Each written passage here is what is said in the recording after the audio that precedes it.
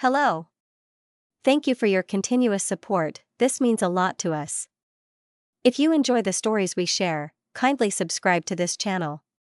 Now, let's dive into the details of today's story. The mahogany conference table gleamed under the fluorescent lights of Barrett and Associates' main boardroom. 12 faces stared back at me, each wearing a carefully crafted mask of professional concern. But I knew better. I'd seen the same expression 6 years ago when I first walked into this room as a junior partner, young and naive, believing that hard work and loyalty actually meant something. I'm Sarah Barrett. No relation to the company's founder, just a coincidence that had sparked endless jokes during my early days here. Now at 34, I was about to witness just how quickly a decade of dedication could be erased with a single vote. CEO Michael Thompson sat at the head of table, his Mont Blanc pen tapping an impatient rhythm against his leather portfolio. "Shall we begin?" he asked. Though it wasn't really a question. Nothing was a question with Michael, just carefully orchestrated moves in his endless game of corporate chess. I adjusted my blazer, a simple black arm money that cost more than my first month's salary. "Before we start, I'd like to review the quarterly numbers." Michael's smile tightened. "That won't be necessary, Sarah. We have more pressing matters to discuss." Of course, we did. Like how they planned to push me out without triggering the clause in my contract that would cost them millions in severance. Or how they'd explain to our clients that the person who'd built their trust over the past decade was suddenly pursuing other opportunities. I opened my laptop anyway, ignoring the collective sigh of irritation around the table. First quarter revenues up 42% year-over-year. Client retention at 98%. The highest in company history. New account acquisition exceeded targets by Sarah. Michelson, his voice sharp. "This meeting isn't about numbers." I looked up, met his gaze. "Isn't it?" "Because I thought that's what we did here. Focus on results." Or has that changed since last month's partnership meeting when you said, and I quote, "Performance is everything"? A few board members shifted uncomfortably in their chairs. They knew what was coming. They'd probably rehearsed their roles in this little coup. "The board has concerns," Michael continued, pulling out a thick folder about your management style. I almost laughed. My management style had built this firm's client portfolio from regional accounts to Fortune 500 companies. My style had transformed Barrett and Associates from a mid-tier consulting firm into an industry leader. What concerns specifically? I asked, though already knew. This wasn't about management style. This was about power, control, and about the fact that I'd refused to play by their unwritten rules. "There have been complaints," Victoria Pierce, the HR director, chimed in, "about your aggressive approach to client retention." Aggressive? I raised an eyebrow. "You mean successful?" "Some feel you've developed inappropriately close relationships with clients," Michael added. "Creating potential risk for the firm." Now, I did laugh just once, sharp and cold. "Inappropriate relationships like the kind you tried to cultivate with Margaret Chin at State Corp before she shut you down and requested to work exclusively with my team." Michael's face reamed. That had been a particularly embarrassing episode for him. Losing a $50 million account because he couldn't take no for an answer. "The board has voted," he said, pushing a document across the table. "Effective immediately. You're being removed from your position as managing partner of client relations." I didn't touch the paper. Instead, I pulled out my phone, opened my email, and waited. "Your access to company systems will be terminated within the hour," Victoria added, trying to sound sympathetic. "It is already." "Did any of you actually read my contract?" I interrupted, looking around the table. "The one you all signed when made me the youngest partner in firm history." Blank stares. Of course, they hadn't. They'd been too busy celebrating their brilliant move of promoting a young woman to partnership. Perfect for their diversity reports and industry press. Section 7.3. I continued, "In the event of involuntary termination, all client relationships personally cultivated by the partner revert to their exclusive management." That's standard language, Michael scoffed. It doesn't mean it means exactly what says. I cut in, and as of 8 minutes ago when you called this vote, 247 clients received automated emails informing them of my departure and the immediate termination of their contracts with Barrett and Associates. The room erupted in chaos. Phones started buzzing. Laptops flew open. Victoria's face went pale as she frantically scrolled through her messages. You can't do this, Michael stood up, his carefully maintained composure cracking. Those are company clients. No, I said calmly, standing to match his posture. They're my clients. Every single one of them signed engagement letters with me personally. Check the paperwork. Oh, wait. You can't because none of you ever bothered to read the contracts I drafted. This is illegal, someone shouted. LL. Go ahead, I smiled. I'm sure the press will love hearing how Barrett and Associates treats its female partners. How you tried to force me out because I wouldn't let you take credit for my success. How you enough? Michael slammed his hand on the table. What do you want? Want? I picked up my bag, closed my laptop. I don't want anything from you. I just thought you should know what you're actually voting on today. Not just my removal, but the loss of 82% the firm's revenue. Clients who trust me, not the Barrett and Associates logo. The non-compete Victoria started doesn't apply in cases of involuntary termination. I finished for her. Section 12.1. You really should read these things before you sign them. My phone buzzed again. More client emails flooding in confirming their contract terminations. Some already asking about my next move. You've built nothing without us. Michael spat. You think clients will follow you? You're nothing but a careful, I warned. You're already facing a massive revenue loss. Let's not add a discrimination lawsuit to your problems. I walked to the door, then turned back one last time. Oh, and Michael, remember that merger you've been working on with Western Group? The one you're announcing next week? I had breakfast with their CEO this morning. Fascinating how quickly plans can change when people learn the truth about a company's leadership.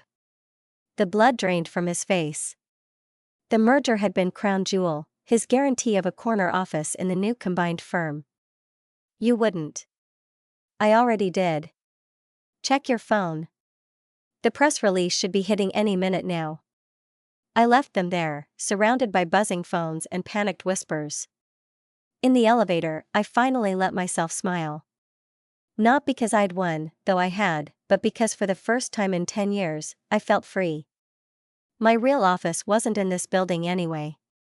It was in a converted warehouse across town where for the past year I'd been quietly building my own consulting firm. A place where success would be measured by merit, not politics. Where loyalty would actually mean something. And tomorrow, when the dust settled and the reality of what they'd lost hit home, I'd be ready.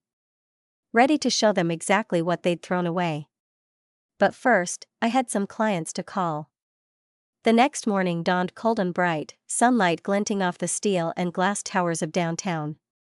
I sat in my real office, not the corporate showcase I'd left behind at Barrett and Associates, but the converted industrial space. I'd been preparing for this exact moment. My phone hadn't stopped ringing since yesterday. First came the panic calls from Barrett's board members, then their lawyers, and finally, predictably, Michael himself, his voice strained as he left message after message about discussing terms and finding common ground. I let them all go to voicemail. Instead, I focused on the emails from clients. 212 of them had already confirmed they were following me to my new venture.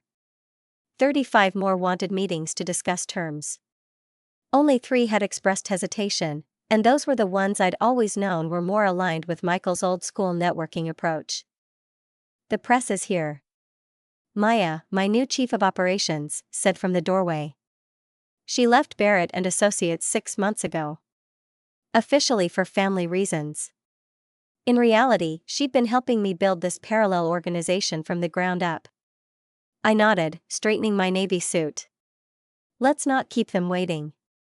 The conference room, all exposed brick and floor toe-ceiling windows, was packed with reporters. Financial Times, Wall Street Journal, Bloomberg. Word had spread fast about Barrett and Associates' implosion. Ms. Barrett, a reporter from Reuters, jumped in first. Sources say you've taken nearly 80% of Barrett and Associates' client base with you. How do you respond to accusations of corporate savage? I smiled, taking my place at the podium. I didn't take anything. Simply reminded clients of their contractual rights when Barrett's leadership decided to breach our partnership agreement and the Western Group merger. Someone else called out, "Was it your intention to derail that deal?" I merely shared some concerns about Barrett's leadership culture with Western's board. They made their own decisions based on that information. My phone buzzed in my pocket. Another call from Michael. Delete. Is it true that you've been planning this for over a year? Another reporter asked that you deliberately cultivated personal relationships with clients knowing you'd eventually leave. I cultivated those relationships because that's what good business is about.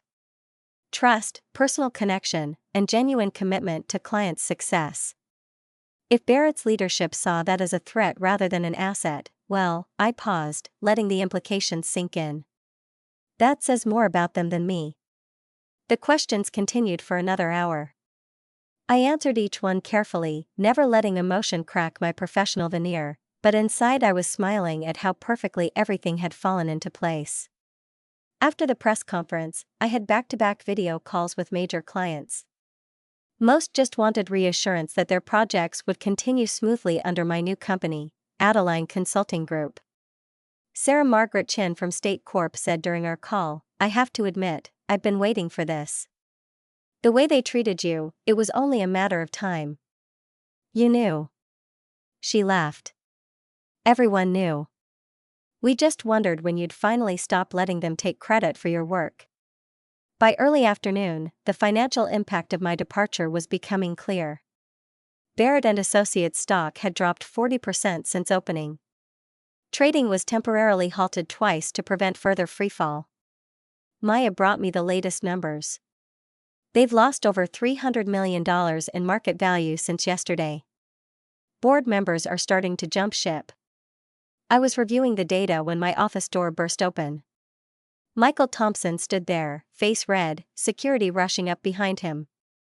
"It's okay," I told the guards. "Let him have his moment." "You destroyed everything," he snarled, stalking into my office. "Years of work, millions in value, all because your ego couldn't handle a simple leadership transition." I leaned back in my chair, studying him.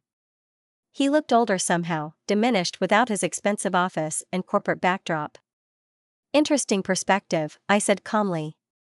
"Here's mine. I spent a decade building relationships you took for granted. I brought in clients you couldn't land. I delivered results while you played golf and called it networking. And when you tried to push me out because I wouldn't play by your boys' club rules, you discovered that those relationships belonged to me, not your corporate logo. We made you," he shouted. "You were nothing before Barrett and Associates." I stood up slowly. "No, Michael, I made me. And made Barrett and Associates what it is today, or rather what it was yesterday." "The board is preparing legal action," he threatened. "We'll freeze your assets, block your clients with what evidence?" I asked, opening my laptop. "The contracts you never read, the client agreements that explicitly give them the right to follow their chosen representative. Or maybe you'd like to explain a judge why you violated every clause of our partnership agreement." He deflated slightly, the reality of his position finally sinking in. "What do you want?" he asked. Voice hoarse. "Name your price to return the clients." I walked to window, looked out at the city skyline. "They're not commodities to be traded, Michael. That relationship's built on trust, something you never understood." "Please," he said, and I heard real fear in his voice now. "The firm won't survive this." "No," I agreed. "It won't. At least not as you knew it. But maybe that's not such a bad thing. Maybe it's time for a new kind of consulting firm. One that values merit over politics, results over rhetoric." My phone buzzed again. Western Group CEO requesting a meeting to discuss transferring their business to Avalon. Security will show you out, I said, turning back to my desk. Oh, and Michael, the corner office you wanted in the merged firm. I hear it has a great view of the unemployment line. After he left, Maya brought in the afternoon reports. More clients confirming their transfer to Avalon. More Barrett and Associates employees sending their resumes. The marketplace responding exactly as I'd predicted. They never saw it coming. Maya mused, sorting through the papers. All those years they thought they were in control. I smiled, remembering all the late nights, missed holidays, the countless times I'd swallowed my pride while they took credit for my work. Control is an illusion, I said. Real power comes from building something people can't afford to lose. And I was just getting started. 1 month after the board meeting that changed everything, I stood in my new office at Avalon Consulting Group, watching the sun rise over city. The morning news played silently on a wall-mounted screen, showing footage of Barrett and Associates' latest crisis. Former industry giant faces bankruptcy amid mass client exodus. My phone lit up with a message from Maya. Barrett's board called an emergency meeting. Word is they're discussing liquidation options. I set my coffee down and opened my laptop to review the morning numbers. Avalon had successfully transitioned 238 of Barrett's former clients, representing over $400 million in annual revenue.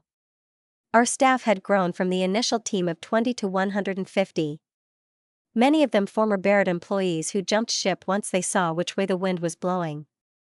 Miss Barrett. My assistant's voice came through the intercom. Victoria Pierce is here to see you. I smiled. I'd been wondering when Barrett's HR director would show up. Send her in. Victoria looked different without her corporate armor. The designer suit was the same, but her posture had changed. Less rigid, more desperate. Sarah, she started, then stopped, seeming unsure how to continue. Have a seat, Victoria. I gestured to the chair across from my desk. I assume this isn't a social call. She sat, smoothing her skirt with trembling hands. The board, they want to discuss terms. Terms? I raised an eyebrow. For what exactly? A merger? Or rather, an acquisition? They're prepared to offer you controlling interest in Barrett and Associates in exchange for. I cut her off with a laugh. You want me to buy the company I just destroyed? The same company that tried to force me out. It's a good offer, she pressed. The Barrett name still has value. And with your client base, my client base is perfectly happy where they are, I interrupted. But I'm curious. Whose idea was this? Michael's? Victoria's silence was answer enough. Let me guess, I continued. He thought he could appeal to my ego, offer me the chance to own the company that rejected me. Classic Michael, always thinking everyone wants what he wants. He's gone, Victoria said quietly. Resigned last week. Most of the board, too. We're drowning, Sarah. I stood and walked to the window below. Workers were installing Avalon's new logo on the building's facade. Clean, modern, nothing like Barrett's old-fashioned corporate branding. Do you remember what you said to me 3 years ago, Victoria? When I raised concerns about gender bias and partnership promotions, she shifted uncomfortably. Sarah, that was you said sometimes we have to accept that change takes time. Well, time's up. Change isn't something you wait for anymore. It's something you make happen. Please? She whispered. Hundreds of jobs are at stake. I turned back to face her. Those people are welcome to apply at Avalon. We're always looking for talent who value merit over politics. But Barrett and Associates, it's finished, and we both know it. As if on cue. My phone buzzed with breaking news. Barrett and Associates stock had been suspended from trading. The end was near. Victoria stood, shoulders slumped. What should I tell the board? Tell them thank you, I said. If they hadn't tried to push me out, I might never have built something better. After she left, Maya came in with the afternoon briefing. For more major clients finalizing their transfer paperwork. Western Group wants to expand their contract. Oh, and that article in Forbes just went live. I pulled up the article on my tablet. The Revolution in Consulting. How Sarah Barrett Reshaped an Industry. The subtitle made me smile. Sometimes the greatest success stories start with rejection. My phone buzzed again. A message from Margaret Chin. Saw the Ford's piece. You started something bigger than you know. Half my CEO network is reviewing their consulting contracts, asking questions about diversity and leadership. You scared them all. Good. I thought they should be scared. Later that evening, as I was preparing to leave, Maya brought in one final document. You'll want to see this. It was an email from Michael Thompson forwarded by one of our former colleagues. In it, he tried to explain to Barrett's remaining board members how he'd mishandled the situation with me, how he'd underestimated the importance of client relationships, how he'd failed to recognize the changing nature of industry. Too little, too late, Maya commented. No, I said, reading through his desperate attempts at self-justification. It's exactly on time. This is what accountability looks like. The next morning, I called an all-hands meeting. Our new office space, 3 floors of the city's most prestigious business address, was packed with employees, many of them former Barrett staff who'd chosen to follow me. 1 month ago, I began. We set out to build something different.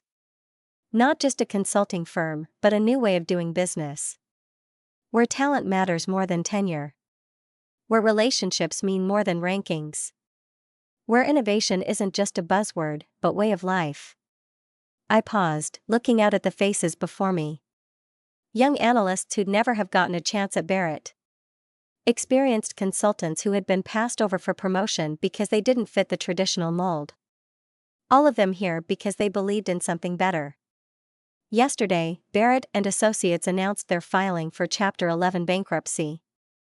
Some will call this a tragedy. Others will call it justice. I call it evolution. The old way of doing business where power was hoarded by a select few. Where success depended more on who you knew than what could do. That way is dying and rebuilding what comes next. The room erupted in applause. I raised my hand for silence. But this isn't about revenge. It's about revolution. About showing the world that success doesn't have to come at the expense of ethics. That power doesn't have to corrupt. That the future belongs to those who build it, not who inherit it. My phone buzzed. Another client signing on. Another victory in the quiet revolution we started. So yes, celebrate today, but tomorrow we get back to work because we're not just running a company. We're changing an industry and we're just getting started. That evening, as the city lights began to twinkle on, I stood in my office one last time, thinking about the journey that had brought me here. About the board meeting that had meant to end my career, but had instead launched something new, about the lessons learned and the battles won. My phone buzzed with a final message for the day, news alert. Barrett and Associates to cease operations after 45 years. Below it, a quote from an industry analyst. This marks the end of an era in consulting and the beginning of something new. I smiled, turned off my office lights, and headed home. Tomorrow would bring new challenges, new opportunities, new chances to prove that success doesn't always look like what people expect. Sometimes it looks like a woman walking out of a board meeting with nothing but her dignity and a client list. Sometimes it looks like revolution. Sometimes it looks like me.